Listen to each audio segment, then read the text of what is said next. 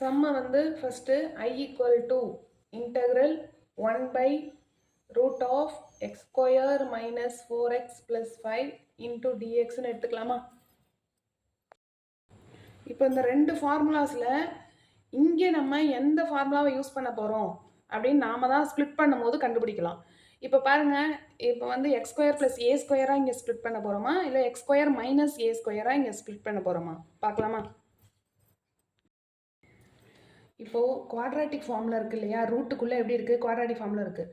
இதை ரெண்டாக ஸ்ப்ளிட் பண்ணணும். ஓகேவா? அப்போ தான் எந்த ஃபார்முலா சூஸ் பண்ணுறதுன்னு நம்மளுக்கு புரியும்.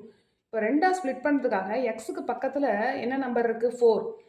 4 வந்து நீங்கள் டிவைட் பை 2 பண்ணணும்.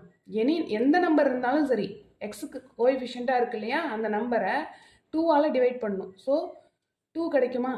இந்த 2வை இப்போ நீங்கள் என்ன பண்ணணும், எக்ஸ் ஸ்கொயர் மைனஸ் 4x அப்படின்னு எழுதிக்கோங்க. இதை X square minus 4x plus 5 இப்படி கொஞ்சம் ஸ்பேஸ் விட்டு எழுதிட்டு இந்த 2வை ஸ்கொயர் பண்ணி ஆட் பண்ணும், சப் பண்ணும். இப்போ பாருங்கள், 2வை ஸ்கொயர் பண்ணால் 4 ப்ளஸ் 4 மைனஸ் 4 இப்படி எழுதிக்கணும். ஓகேவா? ஏன் நீங்கள் மைனஸ் 4 முன்னாடி எழுதக்கூடாதா, ப்ளஸ் 4 எப்படி எழுதக்கூடாதா அப்படின்னா, இப்போ இங்கே பாருங்கள், மைனஸ் 4x தான் இந்த சம்மு. இங்கே ஆரம்பிக்கும் போதே மைனஸ் 4xன்னு இருக்கா. ஸோ அதனால் நீங்கள் நார்மலாக எழுதும் போதே எக்ஸ் மைனஸ் 2 ஹோல் ஸ்கொயர்னு இது எழுதலாம். இப்படி எழுதினா தானே எழுத முடியும். மைனஸ் 4 இங்கே கொண்டு வந்து எழுதுனா எழுத முடியாது. ஸோ ப்ளஸ் 4னு இங்கே போட்டால் தான் நீங்கள் வந்து எக்ஸ் மைனஸ் 2 ஹோல் ஸ்கொயர்னு வரும். மீதி பாருங்கள், 5 மைனஸ் 4 1. ஸோ 1. ஸோ இங்கே ஸ்கொயரில் எழுதியிருக்கோமா, இங்கேயும் 1 ஸ்கொயர்னு எழுதிக்கலாமா? ஸோ ரெண்டாக ஸ்ப்ளிட் பண்ணிட்டோமா? ஓகே, இப்போ ஸ்ப்ளிட் பண்ணி நம்மளுக்கு என்ன கிடச்சிது, 1 by root of x minus 2 whole square plus 1 square. இப்படி தானே நம்ம இப்போ கண்டுபிடிச்சிருக்கோம். ஸோ இப்போ ஆல்ரெடி ரெண்டு ஃபார்முலா பார்த்தோம்.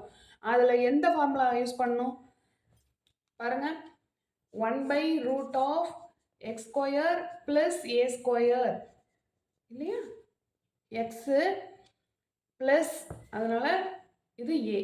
ஓகேவா? X square plus a square இந்த ஃபார்முலா எடுத்துக்கணுமா? இப்போ இதை எப்படி எழுதுவாங்க, லாக் ஆஃப் எக்ஸ் ப்ளஸ் மீதி இருக்கிறது இங்கே இருக்க அப்படியே எழுதணும்.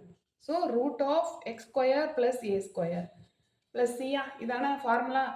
ஸோ ஐ ஈக்குவல் டு, இப்போ நம்ம எழுத போகிறோம் ஃபார்முலா படி, log of x plus x என்ன இங்கே இது இல்லையா, எக்ஸ் ஸ்கொயர் இங்கே எக்ஸ் மைனஸ் 2. ஸோ அதனால் x minus 2. Okay, plus root of ஹோலாக, இது ஃபுல்லாக தானே கேட்குறாங்க இல்லையா, இங்கே ஃபுல்லாக எழுதியிருக்காங்க. ஸோ இங்கே ஃபுல்லாக எழுதும்போது இது எழுதணும். இது வந்து எதுலேருந்து ஸ்ப்ளிட் பண்ணோம், இங்கேருந்து தான் ஸ்ப்ளிட் பண்ணி எழுதியிருக்கோம். ஸோ இது எழுதுனா போதும், root of X square minus 4x plus 5 plus c. Okay, this is the answer.